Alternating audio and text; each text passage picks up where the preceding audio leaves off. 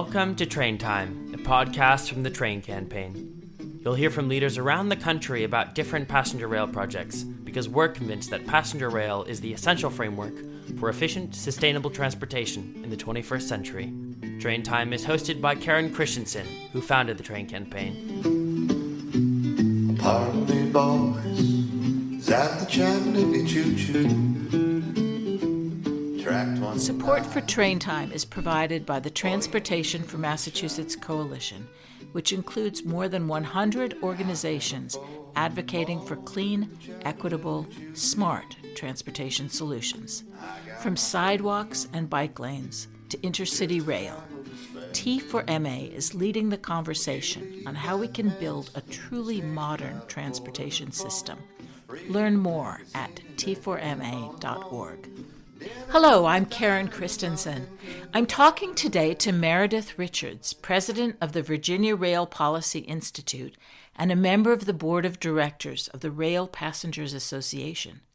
We're eager to hear about how she helped build a statewide coalition to connect and reconnect Virginia by passenger rail. Welcome to Train Time. It's such a pleasure to have you here, and I'm so sorry we've not had a chance to meet in person because of the pandemic. That's true. I haven't met a single member of a national board, the Rail Passengers Association Board of Directors, on which I now served. I have not met anyone on the board. I already knew one person on the board other than that, and I've known our president and CEO, Jim Matthews, for a number of years, but I serve on a board that I've never met. Yes, well, let's hope that we have a chance to meet soon. You know, I had a chance to meet Jim Matthews right before, just over a year ago, right before the lockdown, before the state of emergencies were declared, because he came to speak to the New York State rail organization, and I went over there partly because I wanted to meet him, but I had no idea how what a unique opportunity that would be. Amen. And that you may never see him again. I know what you mean. I do. I think it's really affected. You know, we're talking today somewhat about rail advocacy, and it's greatly affected the way we do advocacy. I truly believe that person-to-person contact is by far and away the best way to build coalitions and to build legislative support. You get up and you get out and you visit people and you make appointments, you talk to them, you make your case. And we can't do any of that. I don't think virtual meetings, as convenient and as helpful as they've been during the pandemic, I don't think they're any substitute for that. And so I look forward to getting back to the days when I can knock on some legislator's door and be met by a member of their staff and come in and talk to them about, yeah. Now, when did you start talking to people about trains? Oh my, I've been in the passenger rail advocacy business, so to speak, all volunteer, not really business, but all volunteer for well over 25 years now.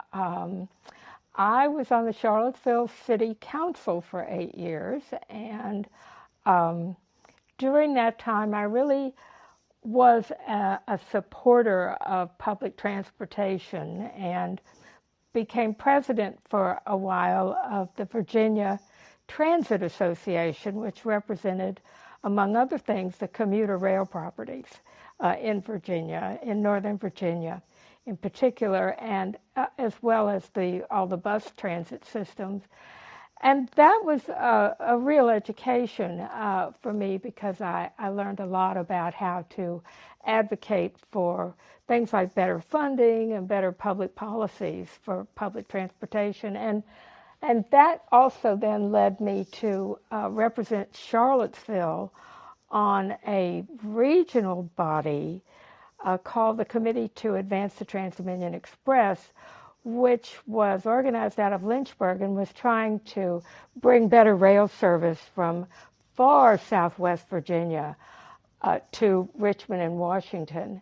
where there was virtually, there wasn't really a community in Southwest Virginia that still had its rail service, except Danville, and it had the benefit of Amtrak Crescent service, but otherwise they had lost all their rail service over the years and probably hadn't had it for 40 or 50 years at that point. So there I began to learn more specifically about rail advocacy. And I found myself more and more drawn to working for better rail alternatives for the US 29 corridor. Charlottesville in particular. We started right here in Charlottesville and organized at the grassroots for several years, building public awareness, often meeting the response that, well, rail is dead. Nobody wants to ride trains. Yeah, for people who don't know Virginia or who don't know your part of Virginia, can you tell us what Charlottesville? I've been to Charlottesville, but give us some context for this. All right, Charlottesville is about 118 miles, almost due south from Washington D.C. We are in what you might call the Piedmont region of Virginia. We are to the west and the south are Roanoke and the New River Valley, and to our direct south on US 29 is Danville in the state of North Carolina. And it's funny because the only maps I think of anymore are train maps, and so it's really hard for me to describe it in terms of like geographic location, which I'm terrible at anyway. And where do people work? What's the industry and what kind of commuting goes on? Our biggest employer is the University of Virginia here. And of course, there's a lot of federally sponsored research that goes on there. And so there are tremendous connections to Washington, D.C. through the university. And then we have a very large tech community here, and we have a very active business community. One of the things that was most helpful early on when we were looking for better rail alternatives was, and nobody understood why, was because of a survey that our local Chamber of Commerce sponsored and sent out to their membership, and about, well, how often in a year's time or in a month's time do you send your employees, your associates to Washington, D.C. on business?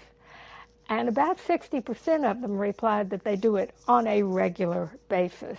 And the next question was, and we collaborated on this with the Chamber, how do you send them? How do they get there? Well, they fly. Actually, we had direct rail passenger. We had 118 miles? Direct air service. Wow. Yeah. And the alternative was to drive. And we did have at the time 2 long-distance trains, the Crescent and the Cardinal. And the Cardinal, of course, is only 3 days a week, and it's an afternoon train. It's no good for business use. And the Crescent was always full. You could never get a seat on the Crescent. That was one of our issues, was we are close enough to Washington that the long-distance trains that served our station, the Crescent and the Cardinal, both had, they were always full when they arrived in Charlottesville because so many passengers were headed to Washington or to New York. Not only were they full because that's where people would start in New Orleans or in Chicago on these trains, but and Amtrak actually had a reservation policy that blocked off only about 10 seats for Charlottesville every day. They actually blocked us from being on those trains because, I suppose it was a business decision on their part because they wanted people to fill those seats. Yeah, to go from New Orleans or something, yeah. And they made more money. Oh, and how they made interesting. more money that way. And so, We had a very active business and technology and academic community that did a lot of traveling to Washington and no way to get there by rail. That was a big issue for us. But yeah, we also have tremendous tourism here, the home of Thomas Jefferson and Monticello, the home of James Monroe and James Madison.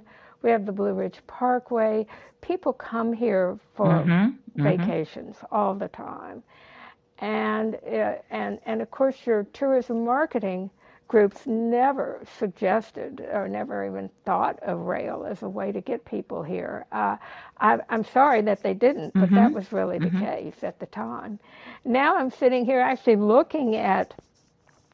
I'm looking on my desk at an award, a beautiful a plaque they gave me for what's called a New Horizons Award. Once we brought our new train in here, our regional train that goes up to the Northeast Corridor, they thought that was very special and quite a wonderful new horizon for tourism in our area. But that said, we also have an active community of young people who want to see a better world.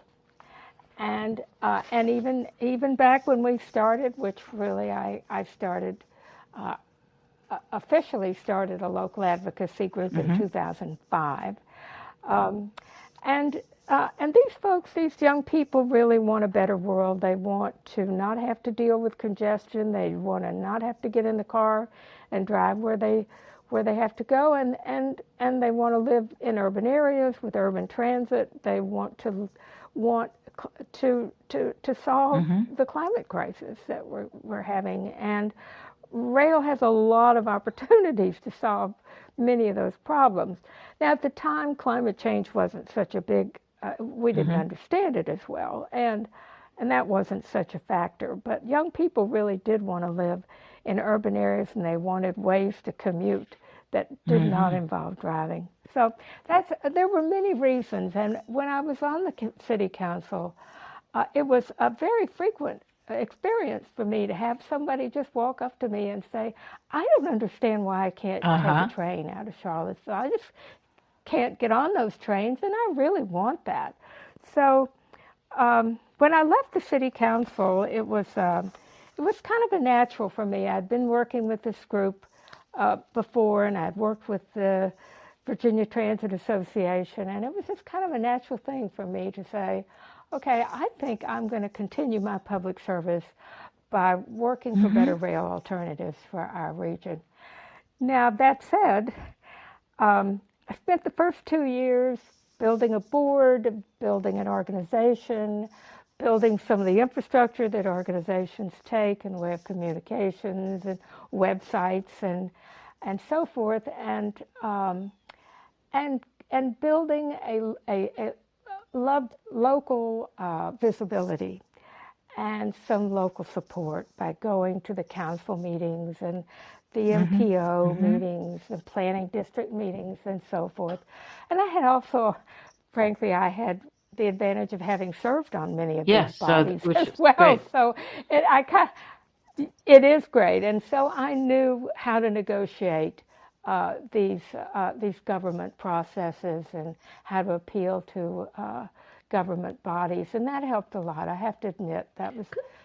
From our point of view, it looks like, I mean, what's happening in Virginia has just been staggeringly terrific. I mean, really, it must be very gratifying for you. But so actually, I should have you just sum up some of the achievements and then tell us how you did it.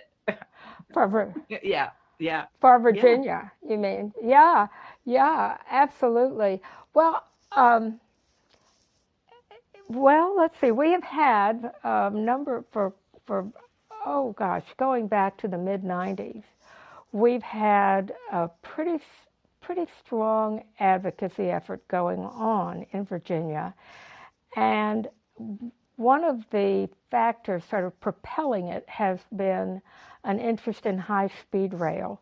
We're on a corridor, the Southeast High-Speed Rail Corridor, that connects Richmond Richmond stations to the south to North Carolina, Georgia, and Florida, and then north to Washington and the Northeast. And that was identified early on as a potential high-speed rail corridor.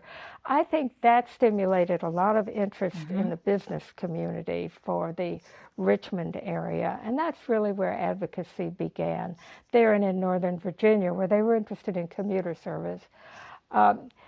So early on, there were investments that were made in the corridor itself, in the infrastructure. I think the first state the state funding for any improvements, infrastructure improvements for that corridor were our governor in 2000, I think, Jim Gilmore, who took $100,000 out of the general fund and applied it to improvements on that corridor.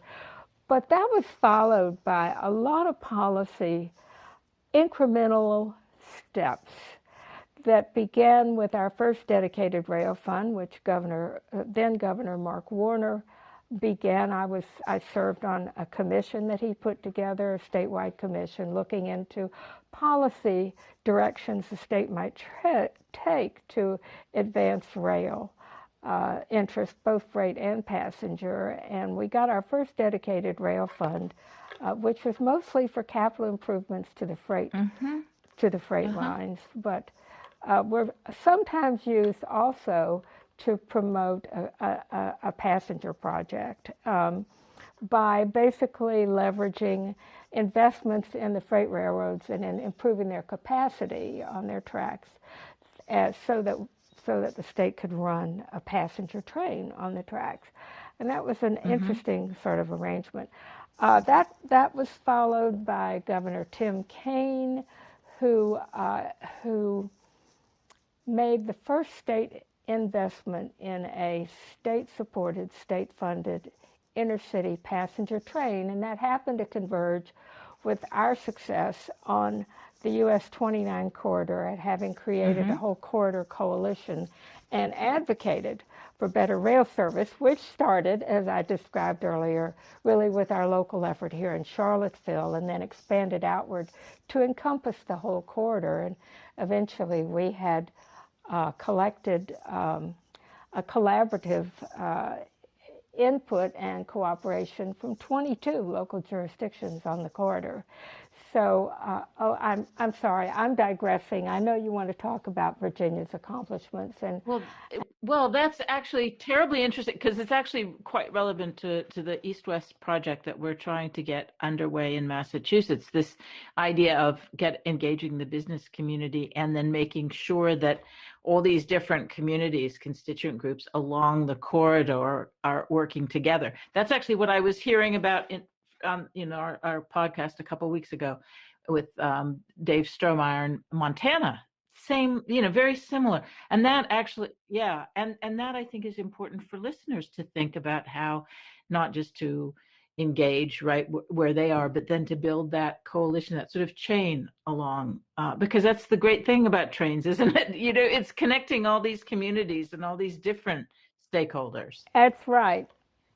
And you don't want to just concentrate it in your larger metropolitan areas. You really want to get those rural communities, especially the ones with stations served by Amtrak long-distance trains. They love their trains. And in many cases, the rural communities really need the economic boost that another train would give them, or that more frequent rail service would give them. They've been bypassed by inner-city bus service and by airports.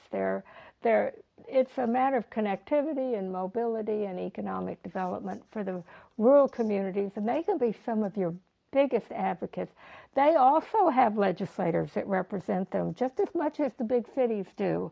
And we've always relied on our rural legislators on the corridor, as well as the sort of those representing larger urban areas. We rely on them.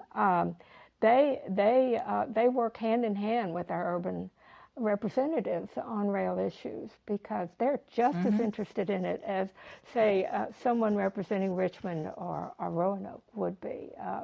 So we went from, in Virginia, we went from, when we started advocating in the 1990s, really, I was for more rail. We went from having maybe 3 people with an office in the Virginia Department of Transportation to what is happening today, where the state has dedicated funding right there within our transportation fund.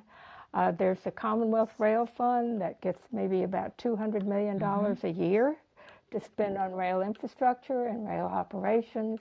It's strictly dedicated to rail. We have a brand new statewide rail authority that administers about a little over 90% of that money.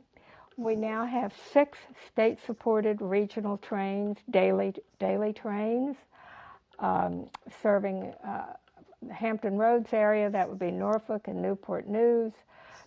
And they're connected to Richmond in the Northeast Corridor.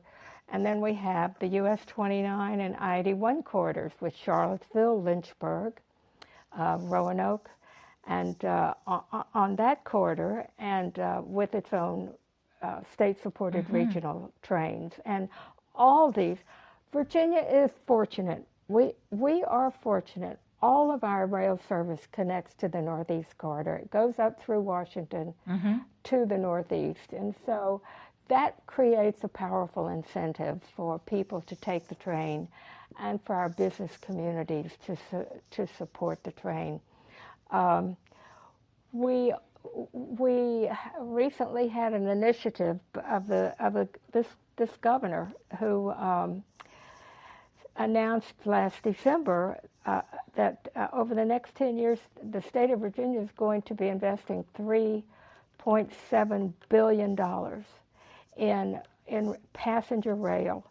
They are starting to acquire freight rail lines in agreement with CSX Railroad. They're starting to acquire track rights and right-of-way, to share right-of-way, to acquire right-of-way for rail service, in particular between Richmond and Washington. That's an important corridor and a heavily congested corridor. Then they are building in collaboration with other states and with Washington, D.C. They're going to build a new dedicated passenger rail bridge across the Potomac River. That is no small undertaking. That is a I'm sure big, it is. I mean, bridges are always a big and a railway bridge. And that's going to open up a new world because so all of Amtrak's trains coming in from south from the south, going to the Northeast, go through Washington. They go across the Potomac River, and that bridge is owned by CSX Railroad. It is a bottleneck that is really preventing growth of more rail, more passenger rail for Virginia and for Amtrak. It's going to open a tremendous new portal to the Northeast for us, and it will be publicly owned, just dedicated to passenger rail. And Virginia has been a very large mover and shaker on that project and will fund a great deal of it. They're also going to be building some public tracks for that corridor, and they have acquired a line between Richmond and Raleigh, North Carolina. Well, it goes almost all the way to Raleigh, between the Richmond area and Raleigh for a high-speed rail corridor for the future. So what Virginia has set out to do is move towards the full separation of freight and passenger rail within about 10 years, if possible. And I think it will be possible. They have a very visionary plan for it. And that, given where we started, that is remarkable. It's so impressive, and it really does. It's really a model for the rest of us. And I one of the things I must do is I'll have to get that rail map that you you have in your head, so we can include that on the website with the podcast. I think that would be very helpful. It's been a bipartisan effort. We've had the good fortune of the bipartisan support of every administration that's come along since about the mid-90s, and that has been key. I mean, one thing, if I have to advise any advocacy group, it is you must be bipartisan about it, and you're going to need legislators on both sides of the aisle, and that is something that I know it's hard for a lot of people to do, especially as polarized as our parties are now. But they do often, certainly in Virginia it's been the case, and I think it's true in Washington too, they often find common ground. Yes. And I certainly in the Northeast, yes, this is one of the things that we find, as I work in Connecticut, there's certainly a number of the local leaders are Republicans, and they are very pro-rail. So yes, we've been able to. It's really an opportunity to work across, work in a bipartisan way. Yes. And we obviously need to do more to reinforce that. I think you're bringing in the business community, and really it's a really good way to stress the benefits. Yes. Of passenger rail. Yes. Well, we're going to be following this story, and I'm sure we'll talk again. And one of these days, Meredith, we'll have a chance to meet face to face. I have seen you on videos. I'm not sure if you've ever seen me, so you may be completely surprised. Who knows? But we will find each other at one of these Rail Passengers Association meetings soon. I look forward to it. Thank you so much for joining us on Train Time today. Thank you. I've enjoyed it, and good luck to you in your efforts. I'm a great admirer of what you're doing. Support for Train Time is provided by the Transportation for Massachusetts Coalition, which includes more than 100 organizations advocating for clean, equitable, smart transportation solutions. From sidewalks and bike lanes to intercity rail, T4MA is leading the conversation on how we can build a truly modern transportation system. Learn more at t4ma.org.